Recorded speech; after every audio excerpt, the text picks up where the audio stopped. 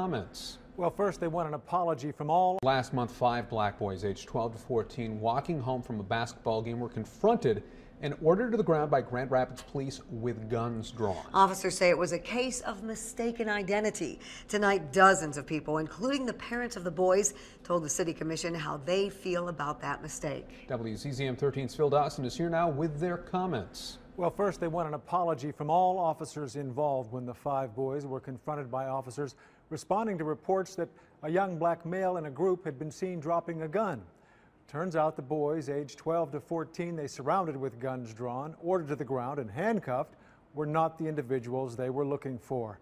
And their parents and community members who spoke tonight to the city commissioners say they want more than just an apology. They want changes so this doesn't happen again. We're not asking for much. We just want our boys to get apologized to. They're just walking down the street going home. I apologized to the young men and their families. A sincere apology and an explanation that the officers involved were following up on specific information. What if one of our babies had made the wrong move and they wouldn't be here with us tonight? Would you be okay with saying that it's proper protocol then? The officers conducted themselves in a professional manner, which resulted in a safe outcome for all. All we ask is for something to be changed. We don't want this to happen to no other child, not only our boys. We don't stand only for our boys, but we stand for all youth. And we don't want this to happen to nobody else. That was the Grand Rapids police chief and the parents of the young boys who were involved in this confrontation. Among other things, the parents and community members who spoke tonight want the police to all police who were involved in this incident to offer an apology to the boys and then also review policing policies and procedures as they relate to police interactions with the youth. Going forward, they'd like to see some of those changes made.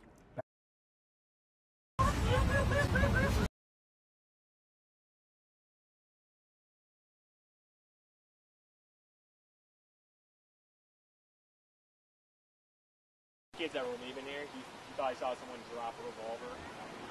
You for sure it is? I'm okay. serious. And the kid was all black? It was, the kid he was dressed in all black, and there was another kid who was trying to call him back, kind of light skin, curly hair. He had a red top and a black and red Adidas sports jacket type zip up. And the kid who dropped it was in all black, and he was calling the other kid in the red and black to come back. He dropped a revolver, you said? Okay. Kid in all black. Yeah. Okay. Was it the group of all the kids over there? They just walked down here not even 5 matching. Guys, get on the ground. Keep your hands out. Hey, come over here. Keep your hands where I can see them and get on the ground. Get on the ground. Get on the ground. Get on the ground. 1961, I got him at gunpoint.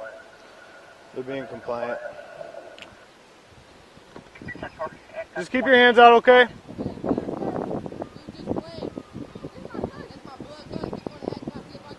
Okay. Ma'am, can you go back in your house for me?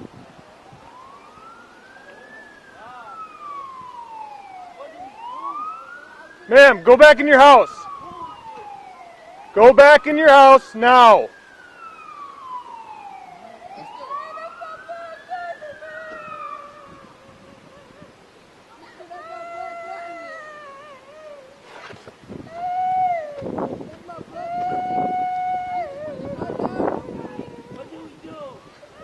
We're giving you directions, okay? Just follow our directions and we'll be all right, okay?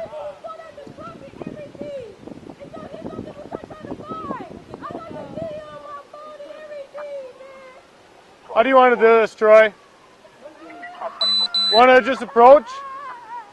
We have 4 here, all compliant.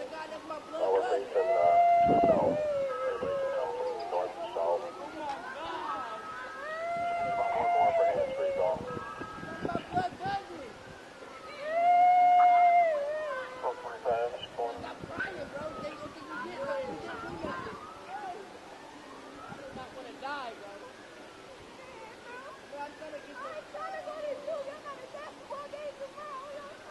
Okay, just calm down, calm down. Calm down, okay? We'll be alright. Keep your hands up right there, alright? Right back to me. Right back. Just keep on coming back, man. Hands on your head. Keep looking forward. Come here. Right back to me. He just happens to be possibly in the wrong place at the wrong time, matching the clothing these kids have. Okay? Like you said, your son is fine. He's 110% fine. Send me the college call on I'm sorry, I don't mean no disrespect, but y'all gotta understand. I understand, but you have That's to my understand. baby right there. Listen, you have to understand our position as well. We have to Yeah, investigate. but when a mother come and just say, just show me. But the way you were acting, I couldn't. I just bring can't you over. help it. That's my baby. I understand. I'm a parent as I well. we don't deal with police. I don't never even have no charges. We don't do this. All the stuff that goes on in this world, I worry about my kids every day. That's why I don't let them go nowhere. So he's not in trouble at all or anything? Dude, you know I'm scared. She's concerned. Don't ever do this. Don't ever do this. That's why I don't never let y'all go nowhere. I didn't do nothing. You don't understand the way I feel right now. It don't even matter whether you did or you didn't. You don't understand the way I feel right now. We're just doing our job because a lot of people out here have guns. We're not saying that your kids had guns or anything like that, but we're just doing our job, okay? Officer Colgrove. You saying you're not saying they had guns, but y'all pulled your guns. I know, because we don't know that. We do not know that. Exactly. Y'all didn't see a gun, but y'all put guns on my kids. Would you understand that where we're coming from, matching description, we're not just going to walk up to someone, hey, do you have a gun on you? You know, we're just taking every precautions. No one got hurt in this. Everyone's been cooperating with us, okay? Okay. I mean, it's not like we're out here like, just like y'all understand. But we're not out here like we're outside too. Okay, but kids go to the Croc to play basketball. I know. That's it. And they plain and simple. Wrong place at the wrong time, obviously, for these kids. Okay. Right place at the wrong time. I understand, but there was a big fight over there. I know they were there when the fight was going on. They said so.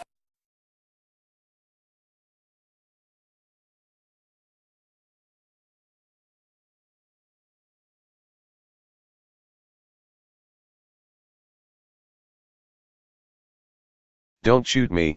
Video shows cops hold 5 innocent children at gunpoint for playing basketball. Grand Rapids, MI outraged community leaders in Grand Rapids are demanding reform after 5 African American youths aged between 12 and 14 years were held at gunpoint for no justifiable reason as they walked home from playing basketball. Pressure on the department by the Grand Rapids press through a Freedom of Information Act request finally forced them to release the body camera footage, which is nothing short of horrifying. As the Free Thought Project reported last week, original video of the incident, taken from far away, shows a number of Grand Rapids Police Department patrol cars descended on the scene, as officers point loaded weapons at the youths, order them to the ground, and eventually place them each in handcuffs after a vague call to dispatch suggested a large fight in the area, and the possibility a teen was in possession of a gun. None of the young teens in question were armed. Now they're saying they don't like the police. Ikeshia Quinn, mother of 2 of the teens, told Wood TV, intimating the boys did not feel ambivalent toward law enforcement until this traumatic incident. They don't want to be involved with the police. They should have been approached differently because they are young boys. They had basketballs in their hands. As the body camera footage begins, Officer Caleb Johnson pulls up to the boys and immediately points his weapon at them and demands they get on the ground. Get on the ground. Johnson tells the boys. 3 of the children were so confused that they did not immediately comply. Luckily they weren't shot. Hey, get over here, Johnson said, motioning with his arm. Keep your hands where I can see them and get on the ground. Can you please put the gun down? One of the boys asked. Another youth is heard saying, I do not want to die, brother. We are not about to die, we didn't do nothing, another of the boys says to try and comfort him. Don't shoot me, one of the boys pleads with the officers. The entire time, the boys are trying to explain to the police that they were not involved in any of this mess and they have the video to prove it. Calm down, it'll be alright, Officer Johnson says as he has his finger on the trigger of his police-issued pistol as it's trained on the boys. They'll give you directions, okay. As more officers arrived, the boys were instructed to stand up, put their hands on their heads, and walk backward slowly toward the car. They were then all placed in handcuffs while officers figured out they were assaulted with deadly weapons for the sole act of being in the wrong place at the wrong time. After being wrongly detained for 10 minutes, the officers then called the boys' parents to come pick them up. When the parents got there, naturally they were shaken up and furious to find out their children had been held at gunpoint because police mistook them for criminals. "I'm sorry, I don't mean no disrespect, but you all have to understand that's my baby," said Chandrika Moore, mother of one of the boys, crying as she stood outside of the police cruiser with her son inside, as reported by MLive. "We don't deal with police.